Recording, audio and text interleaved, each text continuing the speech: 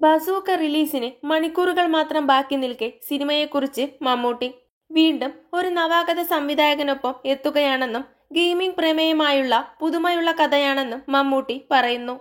ആദ്യ കേൾവിയിൽ തനിക്ക് ഇഷ്ടപ്പെട്ട സിനിമയാണിതെന്നും അദ്ദേഹം പറയുന്നു.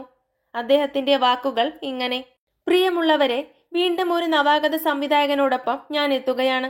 ഡിനോ ഡെന്നീസ്. അദ്ദേഹം തന്നെയാണ് കഥയും തിരക്കഥയും. ഏപ്രിൽ 10-ന് ബസൂക്ക തിയേറ്ററുകളിലെത്തും.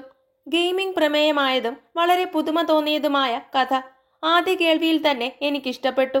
അത് സിനിമയായി പരിണമിച്ചു. ഇനി നിങ്ങൾക്കാണ് ഇഷ്ടപ്പെടേണ്ടത്. എപ്പോഴും പറയാറുള്ളത് പോലെ പുതിയ ഓരോ സംവിധായകർക്കും പുതിയതെന്തോ പറയാനുണ്ടാകും. അതിനൊപ്പം ഞാനും നിങ്ങളും നമ്മളും. സ്നേഹപൂർവ്വം മമ്മൂട്ടി എന്നാണ് മമ്മൂട്ടി കുറിച്ചത്. ബിഗ് ബഡ്ജറ്റ് ചിത്രമായി ഒരുക്കിയ ബസൂക്ക മലയാളത്തിലെ ആദ്യത്തെ ഗെയിം ത്രില്ലറായാണ് അവതരിപ്പിക്കുന്നത്. മമ്മൂട്ടിക്കൊപ്പം പ്രശസ്ത തമിഴ് നടനും സംവിധായകനുമായ ഗൗതം വാസുദേവ് മേനോനും നിർണായകമായ ഒരു കഥാപാത്രത്തെ ഈ ചിത്രത്തിൽ അവതരിപ്പിക്കുന്നു. സരിഗമ ഇന്ത്യ ലിമിറ്റഡും തിയേറ്റർ ഓഫ് ഡ്രീംസിന്റെ ബാനറിൽ ജിനോവി അബ്രഹാമും ഡോൾഫിൻ കുര്യാക്കോസുമാണ് ബസൂക്ക നിർമ്മിച്ചിരിക്കുന്നത്. കൂടുതൽ സിനിമാ വിശേഷങ്ങൾക്കായി ചാനൽ മറക്കാതെ സബ്സ്ക്രൈബ് ചെയ്യുക.